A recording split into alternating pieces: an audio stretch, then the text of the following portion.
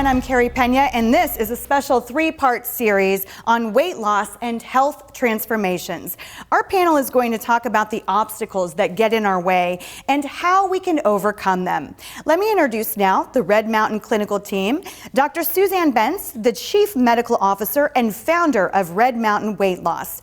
Dr. Bentz has practiced medicine for over 30 years, pursuing her lifelong passion of helping patients to lose weight. Dr. Kim Feinstein is a licensed clinical psychologist and behavioral weight loss specialist. For over 15 years, Dr. Kim has been specializing in weight loss, long-term weight management, body image concerns, and eating disorders. Dr. Shelley Coker is a board-certified obstetrician and gynecologist and the medical director at Red Mountain. She focuses on helping patients achieve their weight loss goals, improve health, energy, and self-esteem, with a special emphasis on menopause and female hormone issues. Thank you all so much for getting together today. We have so much to talk about and great answers to share with our audience to a lot of the most frequently asked questions. On this episode, we are going to focus on coping with life in a healthy way. Dr. Bentz, I want to start with you. Talk about the patients who you see who turn to food to cope with their problems.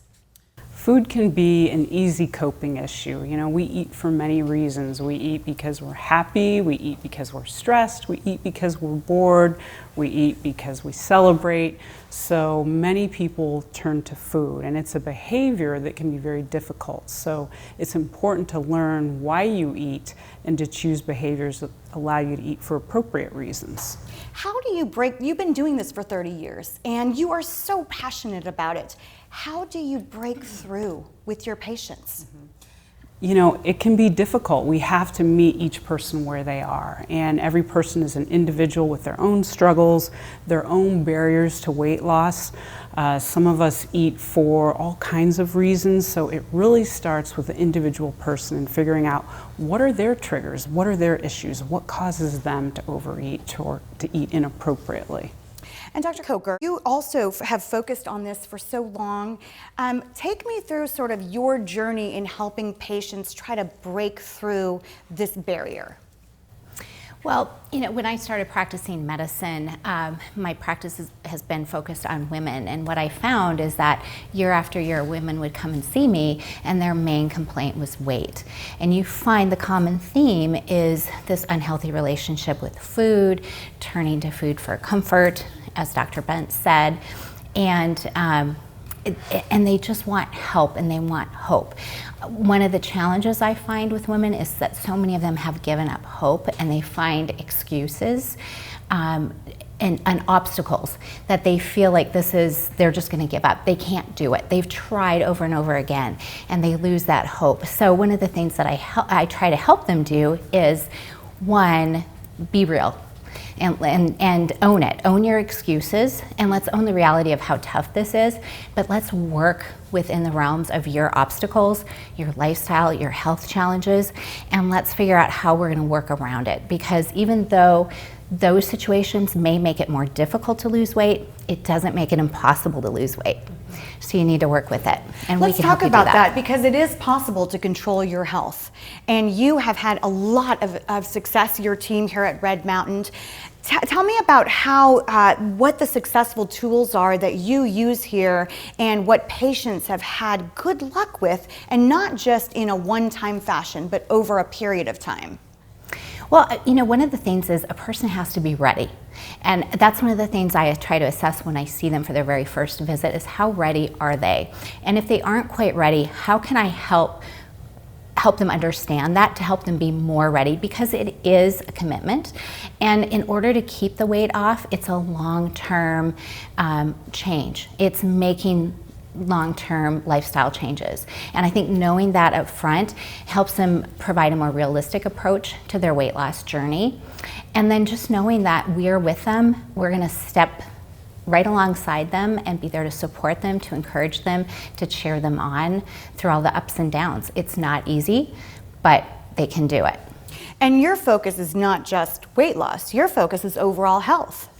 Absolutely. One thing that really is in our control is the foods that we do or do not put in our mouth. And one of the most important things you can do to improve your health is to eat a healthy diet and maintain an ideal body weight. And by maintaining a healthy weight, you can keep yourself from getting all kinds of other illnesses and conditions that come with being overweight. Plus, when people eat right and feel good, their self-esteem is improved, they have more energy, they feel more positive. Many times they can come off medications. They can do all the things that they couldn't do when they were carrying excess body weight. You've done this for 30 years, and this has been your life passion. Absolutely. Why do you care so much?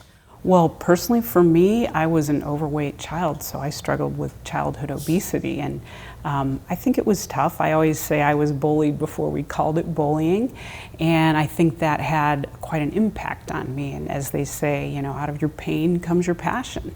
So I am very passionate about it. I know how it feels to feel less than, or to feel like, you don't belong, or everyone's looking at you because you look different. So it is really important to me to empower every person to find that healthy weight. And when I say healthy weight, I'm not talking about Barbie doll thin or the cosmetic ideals that we think of. Healthy weights can be very moderate, but really important to find what your ideal body weight is. And Dr. Kim, I want to bring you into the conversation as well. Of course, we obviously have all walked together through this pandemic. A lot of people turn to eating, they turn to stress eating to deal with tough times. That can be what we've all seen happening with the pandemic, a job loss, financial hardship, death of a loved one, end of a relationship. And there are so many things that happen throughout our lives where eating becomes a comfort. Talk to me about that and how you can stop that pattern. Well, sure. Unfortunately, throughout our life, there's always pain. And so even before the pandemic and now during and thereafter, people turn to food in order to cope. And, I work with a lot of patients that have a lot of shame about it. But the truth is that there's a reason why we do it. It's quick, it's easy, and it unfortunately does work temporarily. It actually releases serotonin, norepinephrine, and dopamine in the brain that mimics a drug for about 20 minutes. The problem with food is that it only lasts 20 minutes, and then before you know it, you're looking for another dose, and you're in the pantry, and you're figuring out where your next drive-through is gonna be. And so it doesn't work long term. And it only promotes additional shame and low self-esteem, depression, and so it's not an effective long-term solution. And although it's understandable, now is the time more than ever because of what's going on to really learn to do something different. There are a lot of tools that we offer, and the first is really just like Dr. Coker had said, is to just own it and accept it and say, okay, I have this problem and I need help. And we will provide you those tools in order to break free from those emotional eating behaviors. Can you talk to me about some specific tips, because that's obviously what we're here to give today, and you ladies are so committed to this effort, but specific tips to help people gain more self-control, because I think what happens is a lot of people, they just feel out of control. And you're eating and you're in this cycle and people are working so hard, they're raising kids, and suddenly you're like, I have spun completely out of control and I don't know what to do about it. So if I came in here and I said that to you, I'm out of control, what would be the first thing you would tell me? Well, we're here to help you get right back into control, and it's possible. And the first thing we need to do is really individualize and look at what is really going on. What's at the root? What's causing this? Is it depression? Is it anxiety? Is it the trauma from what's going on in the world? And then we look at those ways and then we say, okay, it's time to learn how to cope differently without food. And there's numerous coping skills and acronym tools that we have. The famous one that I'm kind of always promoting are my 5 Ds. And the first one is delay. And we want to wait at least 5 to 10 minutes before we do anything. And that gives us time to step back and truly gain perspective of what it is that I'm doing. I need to stop, and then I need to do something different. And so the second D is to distance, step away from the pantry, step away from whatever it is that's calling your name, because if you're right there, you're more inclined to do it. And then you want to distract. Let's learn to do something else. There are other ways to self-soothe and take care of ourselves without food. We just have to learn how. We can go for a walk, we can call a friend, we can, take a bath, we can distract with any kind of, social media that's going to evoke a positive emotion. So there are other tools that we can lean on instead of food to temporarily get through whatever it is that we're struggling with. And then we want to decide, is this really what it is that I need or want? Is this a long-term goal? And then you literally determine not to do it. And then over time, it takes 21 days to create a new habit. Anywhere from 21 to 66 days is what the current research says. Over time, it can and will get easier. You just need to follow those steps initially. What is it that happens in our brain that draws us to food to try to soothe? Yeah, there's neurochemicals. I know that dopamine is a big one, and that's what makes certain foods like sweets and carbohydrates so crave-worthy, because they initially elevate dopamine in our brains, which is the feel-good hormone. So we eat those things, and it takes us out of our current situation or our current mood, and we feel great for a few minutes, and then there's the crash after that. Mm-hmm. So that's one of the things that causes us to overeat. But one thing that's really important is for people to see results, and that they really want to see a result for their efforts. So the programs that we have are really based on producing results. And when you start to see that what you're doing is making a difference, then you can stick with it. Whereas if you're trying something over and over and over and you don't see the results, and it's easy to get discouraged and give up. So we try to get patients to start one day at a time. Let's just focus on today. Let's just figure out how we can eat healthy for one day. And then we take those days and we string them together into a week. The next thing you know, patients are seeing the scale drop, they're feeling better. It's not really that hard to eat healthy. And then they start to feel empowered and they really want to continue the behavior. And as you kindly shared your personal story, I mean, how do you relate with this topic we're talking about right now, coping with life in a healthy way? This has really transformed you personally. Absolutely it has, and I kind of see myself as a role model, and I feel like if I can't do these things, how am I going to help my patients? And oftentimes I'll have patients that will come in and they'll tell me, well, you don't understand, I have thyroid problems, so do I, and I've gone through menopause, I know, and I'm very busy, I know that too. I don't like to cook, really don't either.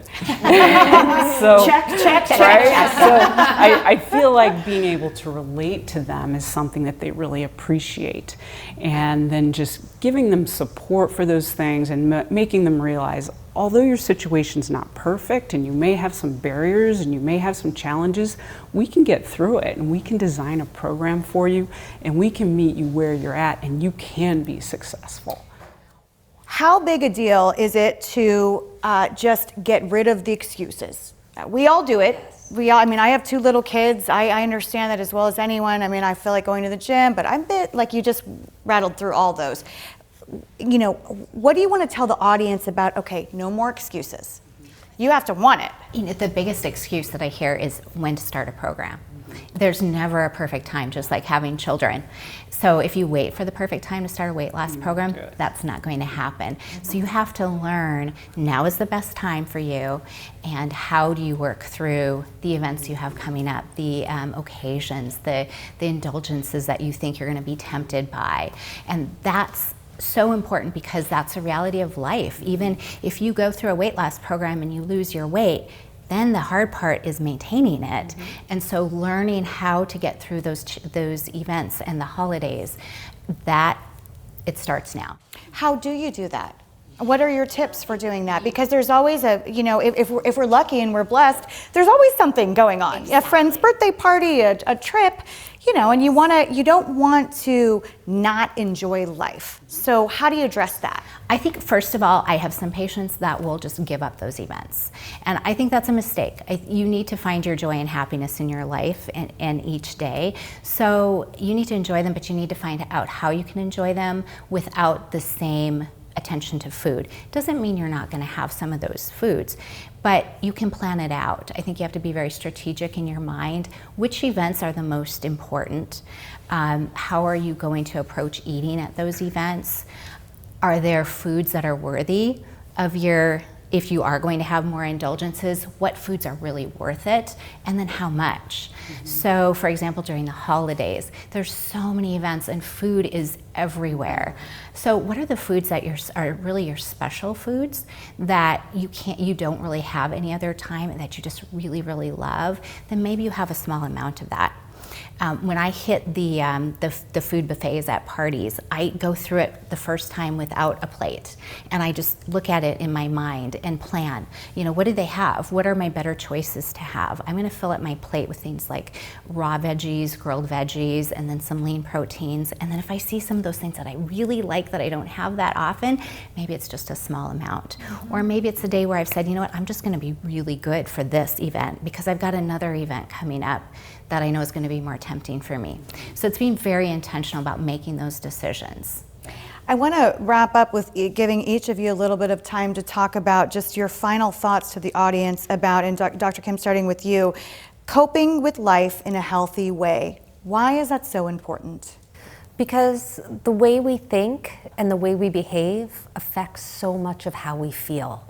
Our thoughts, our feelings, and behaviors are so intertwined that if we're constantly making unhealthy choices, we're going to feel bad. We're going to then engage in unhelpful thinking processes and behaviors that are just going to impede our ability to enjoy life. So it's so important to really start now to make those healthy changes in our thoughts and our behaviors so that we can feel good and do the things we want to do and enjoy the life that we have. And I think sometimes people don't even realize that, where they're at and how much better they can feel. It's fun for us when we get to see them in the office when they've lost some weight, and you can just see it on their faces. You can see it the way they hold their bodies, the way they interact with others. Their heads are up more, the eye contact is there. They feel so good about themselves. And that not only is such a positive impact on their own life, but on the others around them too. And Dr. Benz, just rounding things out with you, in terms of this topic of coping with life in a healthy way, one of the things I really love about the way that you've built your business is that it is not all predicated on weight loss. It's about total mind, body, health. And for that, that weight, that number on the scale is different for everyone, what makes us healthy. Why is that such an important thing for you? And when you see the success stories, not just someone dropping 10, 20, or many more pounds, but to see their transformation as a person, why is that so important? Well, it is amazing, and we want everyone to feel their personal best. And what's really interesting, patients come in and they lose weight, and oftentimes they get off medications and they've done some really incredible things, but the thing that they're most proud of is that they fit in their jeans, or they went to their reunion and they looked great. And it's because we really feel better when we're at our best weight. So we really like to empower patients, and we want them to realize they don't have to go it alone. I mean, losing weight doesn't have to be a self-help project. We have all kinds of tools to help patients, to empower them, and make sure that they see results and that they're successful. And for you, can you just leave the audience with a few words of inspiration? You've walked the walk, you talk the talk. I know you get on your Peloton, you work hard, you're a very busy, extremely successful person, but what are your words of inspiration? Because we can all sit here and have this conversation and hope that it will motivate people to action, but that's a lot of times easier said than done. So what is your best word of inspiration to the audience? Gosh, Carey, that's great. You know, I think really you don't have to be perfect. I mean, I'm not perfect. I actually say I practice the 80-20 rule. 80% of the time I walk the walk, and 20% if you see me, I might not be walking the walk. I might be having some fun. So we certainly want to enjoy life, and we want to show patients how they can do that too. You know, the problem is that as Americans, we like to celebrate, and every day is somebody's birthday or Taco Tuesday or Margarita Monday, and so it's just learning how to navigate through those things and accept some of the occasion's behaviors and then learn how to adapt a healthy approach to it. Thank you all so much for sharing such great insight. And for more information, you can visit redmountainweightloss.com. I'm Carey Pena. Thank you so much for watching.